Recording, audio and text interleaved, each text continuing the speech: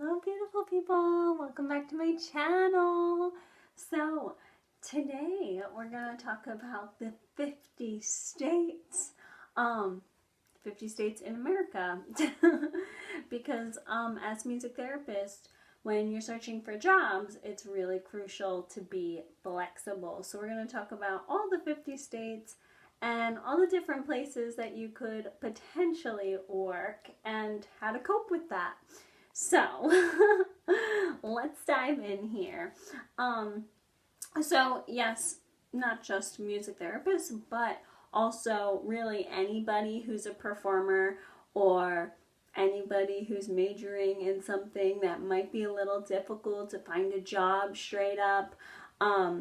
It's really important to keep your options open. Another thing that I was told, and I'm gonna have to apologize for this shirt. It's too big on me. These straps keep falling down.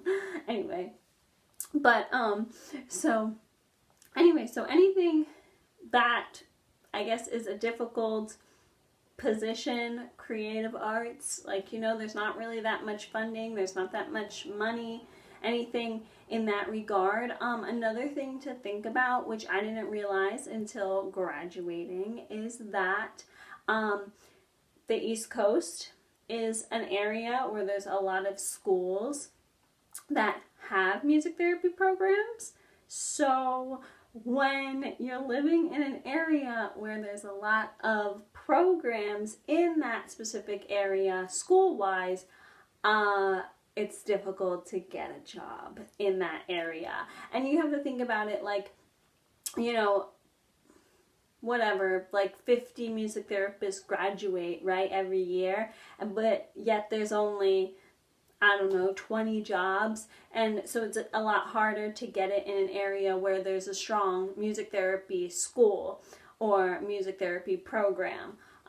We don't really see that too much during like internship, just because like internships, there's only like 3 a cycle, if that. Most places will only accept 1 or 2 at a time. So you don't really have competition necessarily with your internship class, because there isn't necessarily a class, but there is competition in terms of schools and areas. So I'm going to dive in here. So little disclaimer about the 50 states. So I haven't been to Alaska or Hawaii yet. They are on the list, but before I hit those states, I definitely want to go and do a whole like West Coast tour. I have been to San Francisco, but I was only there for like 5 days, so I don't really think it counts. There's a vibe within all of those states, like on the West Coast, which I think I get, as well as like Alaska and Hawaii. I think I get the vibe from like movies. Snow Dogs took place in Alaska, right? Lilo and Stitch took place in Hawaii. One thing about San Francisco when I was there, so like I was kind of expecting, I guess I expected the West Coast to be very like Hollywood, but not, like Hollywood is Hollywood, LA is LA, but nowhere else is.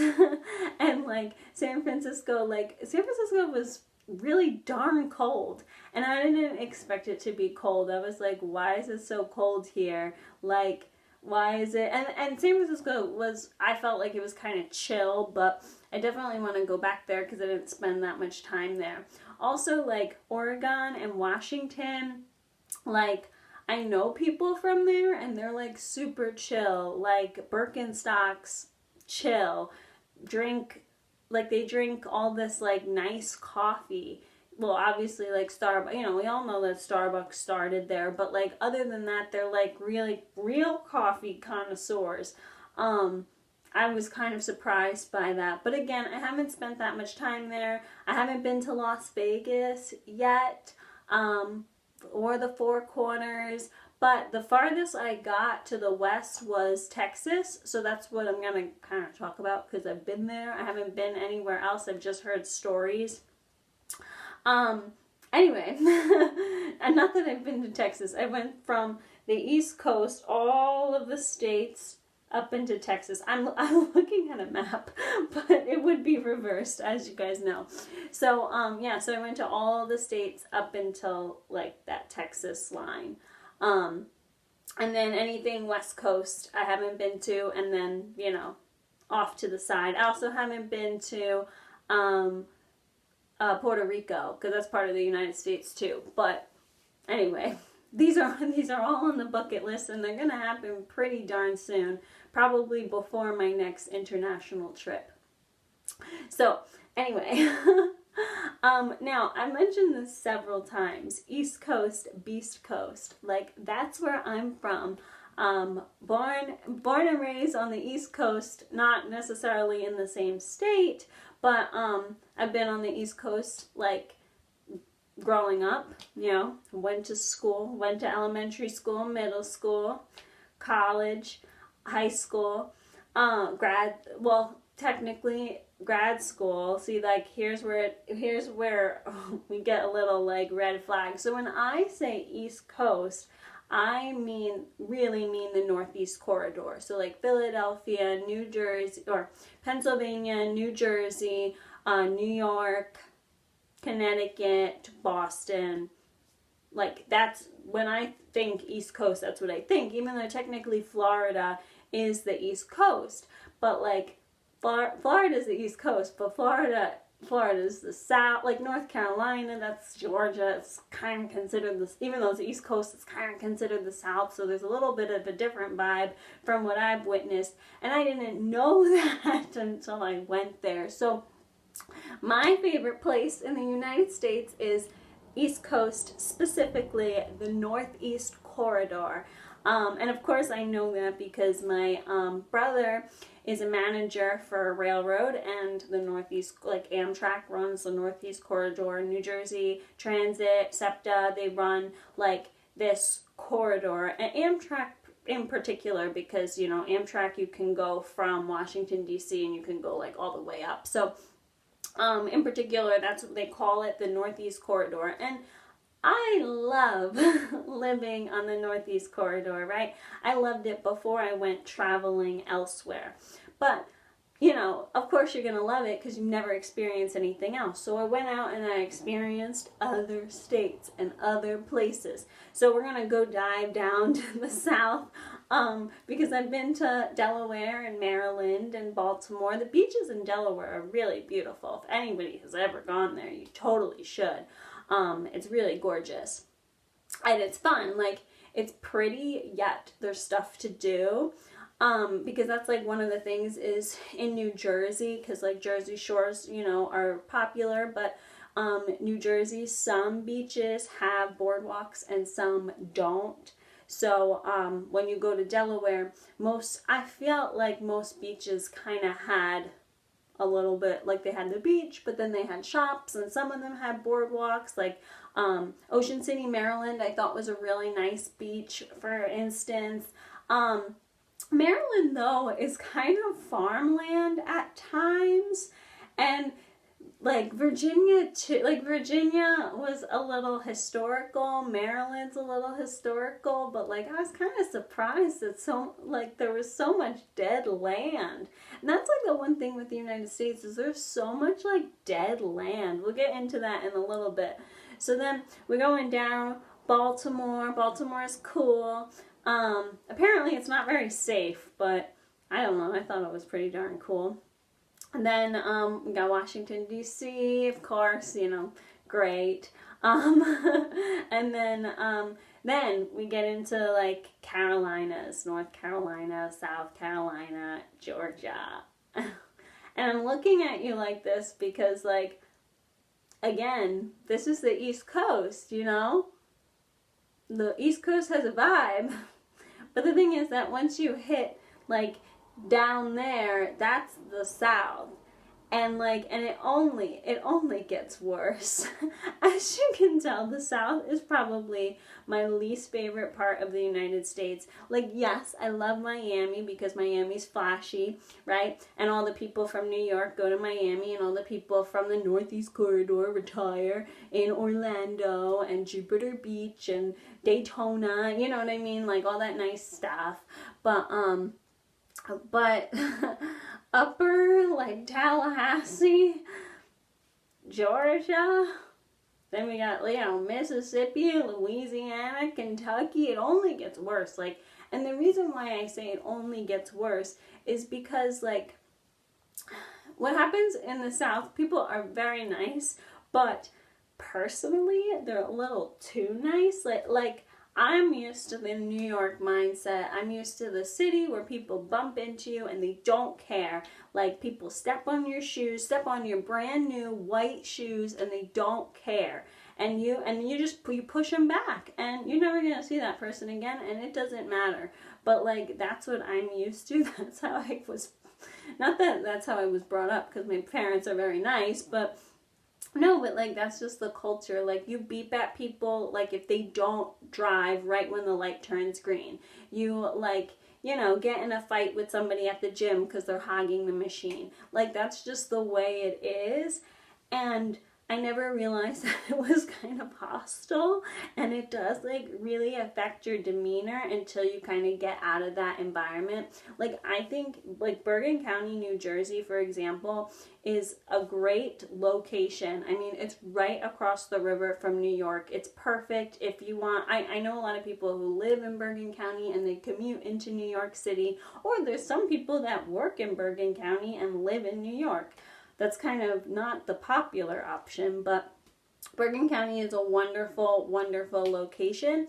But the people in Bergen County are so, like, mean and spoiled and, like, entitled, and you don't realize it because, like, that's just the way it is, until you step out of Bergen County. And that's, like, the best way to put it. Like, people on the Northeast Corridor are, like, mean and rough around the edges, and you don't really realize it until you step into the South and then you see that people are really, really nice.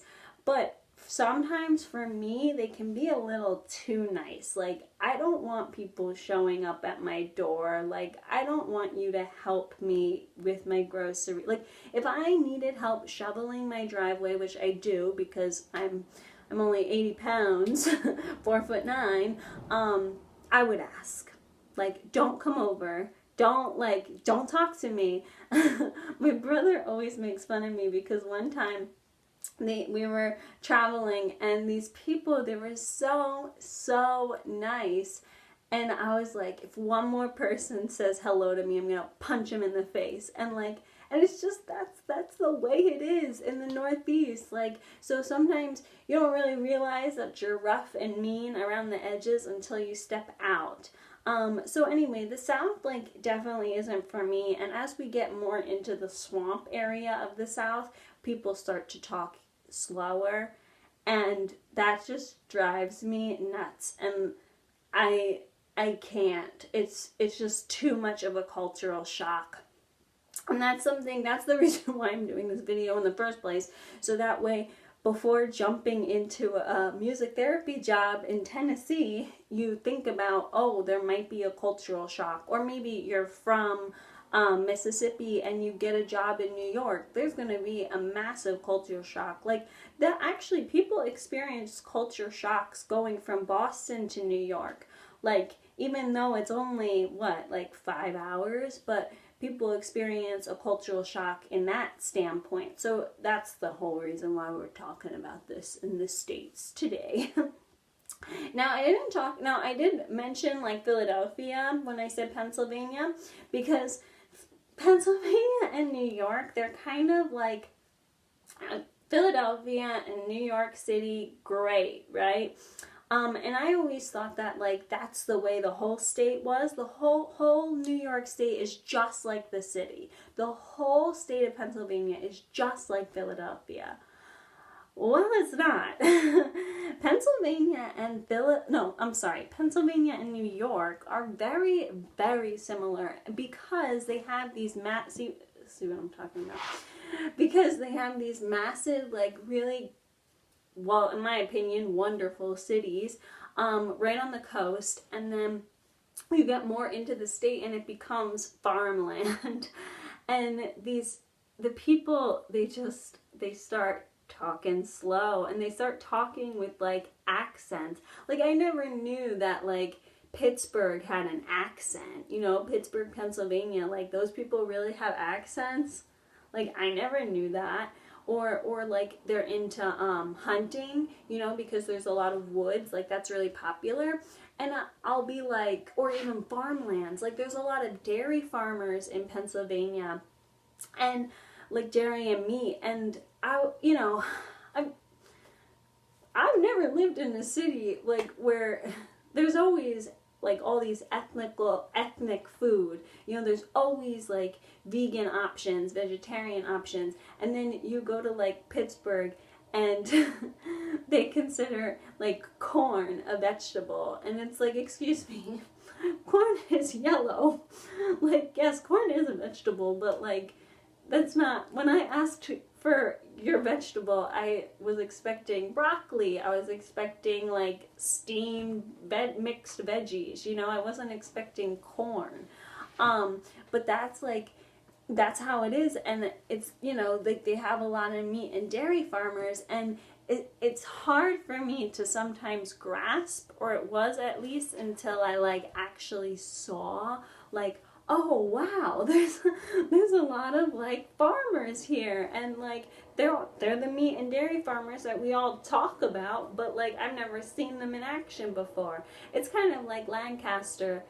Clearly I'm not from Pennsylvania because I say Lancaster instead of Lancaster, but like it's Amish country, and you don't really think about it or realize it until you're there and you're like, oh my god, this really is Amish country.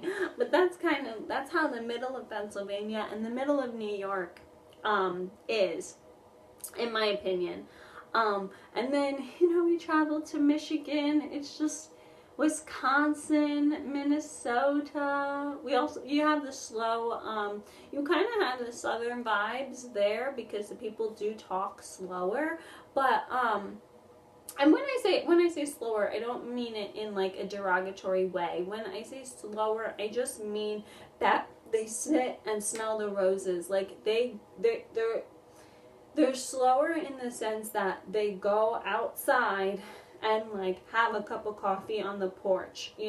When they come over, they bring a pie, and they don't have this time frame as to when they have to go back. That's what I mean. When I say slower, I mean more relaxed. Like they have a more relaxed mindset, a more relaxed way of expressing themselves, a more relaxed way of life. And even though that's not a bad thing, it's just not what I'm used to. And then like I said, in that middle area, Minnesota, Michigan, Wisconsin, like they're similar to the South. Like they're very, very friendly, but the environment itself is really, really cold. It's ridiculous, like how cold it gets. Like, you think you've experienced the cold, and then you go there and you're like, oh my gosh, it's like these people, and the people that live there, they're used to it, so they're wearing short sleeves, and you're all bundled up in your like parka, that gold goose, whatever it's called, goose head. My mother told me I need to get one of those, but it's made with like goose feathers, plus I'm poor. I can't afford no $200 jacket.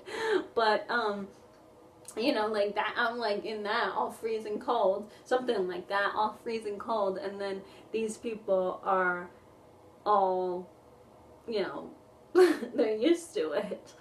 I totally skipped over Ohio, and I'm gonna probably skip over a couple of states because it's not necessarily like I don't really want to talk about state vibes because that could get kind of like, that could be kind of mean. I can be kind of mean sometimes, I should say. I just wanted to talk about like the general area.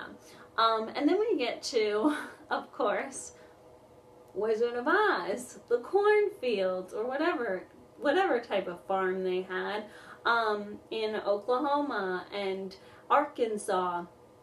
It's always interesting because like that area of the United States, like there's usually nothing, like they don't have anything, you know, like they don't have a beach, they don't have like an amusement park, they don't have like, you know, wonderful, like they don't have like universities, like, or yeah, I mean, I guess they have football because, like, Texas, they're really into football, but, like, they don't really, I don't know, they don't really have that much going for them, but then, like, celebrities will, like, come from that area, or, like, you know, there'll be a wonderful dance team, a wonderful cheer team, a star, you know, is born from Oklahoma, and it's, like, and I always wonder if it's, like, oh, I wonder if it's because they're like bored, like, you know what I'm saying? Like, because it's like, why, you know, like dance, okay, like, you know, the New York Ballet, Miami has a ballet, you know, Boston has a conservatory, but then sometimes they'll have these like wonderful schools, like for, you know, elementary, middle, high school, like in the middle of nowhere. I mean, think about Dance Moms, for example, like Pittsburgh, I don't know. It's good, but it's kind of dead because it's one of those like steel mill cities. But Dance Moms, like she had a studio in Pittsburgh and it was like rocking and the girls were wonderful, you know? Or like on Netflix that show Cheer, like they're in Texas in like this super small town where like there's nothing there, but they're like a wonderful cheer team. So it's always interesting because that portion of the United States, I feel like there's nothing really going on there, but then like these stars will be born out of nowhere. It's pretty cool. It's kind of inspiring. Anyway, so we got Texas, of course. And let me tell you, like, I thought that Maryland had a large state pride. Like, I remember going to college with people from Maryland, and they would have Maryland flags hanging in their room. And I was just like, I don't even know, like, Pennsylvania's state flag. I don't even know. I was born in New Jersey. I don't even know their state flag. But like in Maryland, they know everything. They know the state flag, they know the flower, and Texas is that but bigger, you know? Like these people literally have Texas like tattooed. It like Sandy from SpongeBob was no joke. Like Texas pride is a thing, and it's kind of fun. Like I don't know, it's interesting, it's weird, but it's kind of fun that like people respect their state as much as they do. And Texas is really, I think that Texas, out of all our states, like in that section, in that middle section of the United States, I think that Texas has a lot of, I mean, it's the biggest, but it has a lot of talent. I mean, I know a lot of music organizations and colleges and marching bands, like they all kind of originated or practice in Texas, which is pretty cool.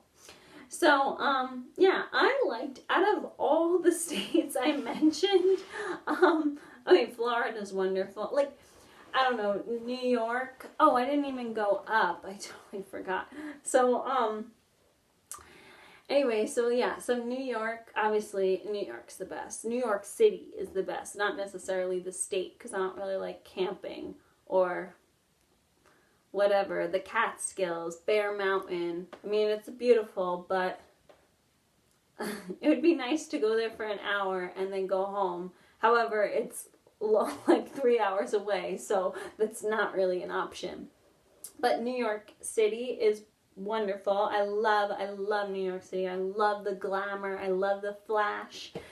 It's great. And I think that it's even like Washington Square Park, like that's even better because like it's not you're not really in the hustle and bustle of the tourist, but you still get like that flash, that glamour. You still make New York money, but you're not really in the whole chaos of it.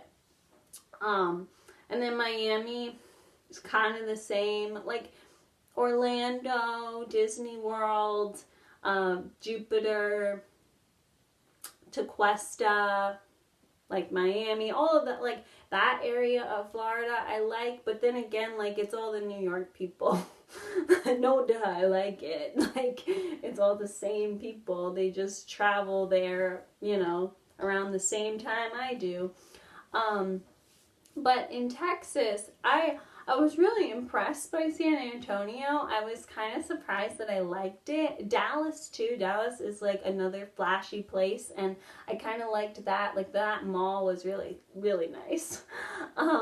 And Tex-Mex food, that it's like for sure a thing. Like I always, because I'm kind of spoiled here on the Northeast Corridor with the food. Like we have wonderful food of everything. Like everything's good, you know. Pizza's good, pasta's good, Chinese is good, and we have Mexican food, and it's good. But then I went to Texas, and I actually had Mexican food, and I was like, oh, this is actual Mexican food.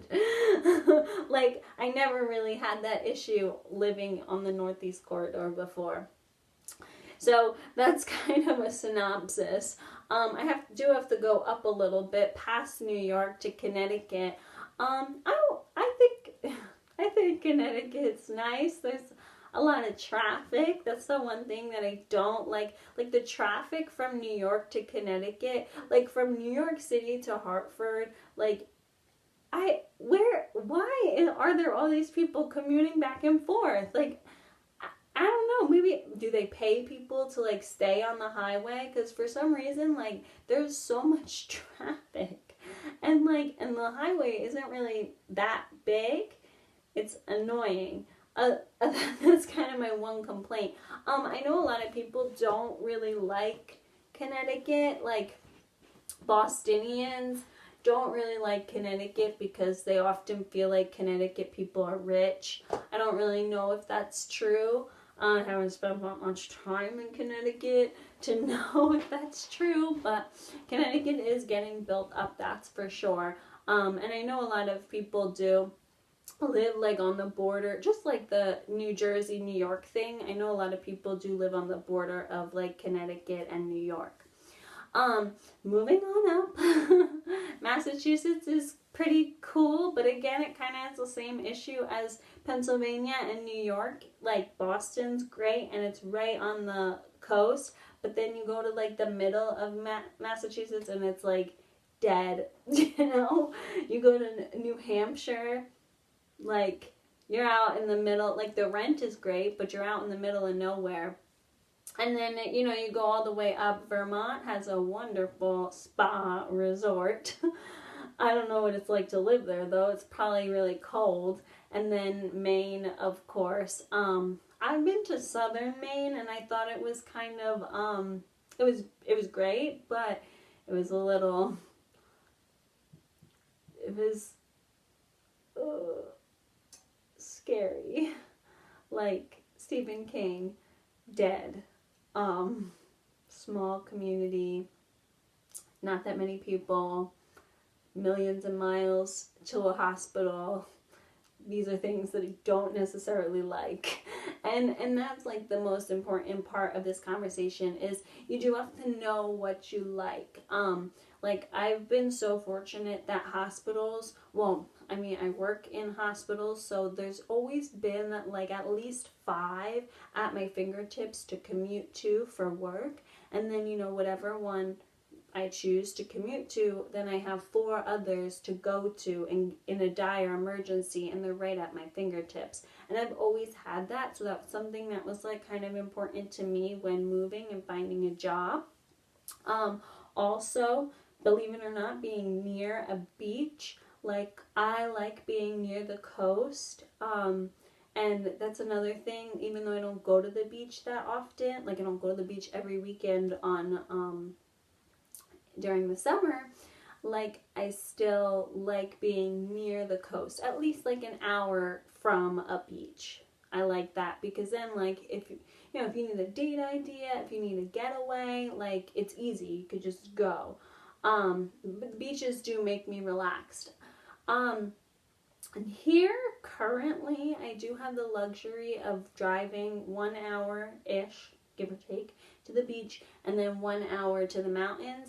I didn't always have that, but now having it, it's kind of nice.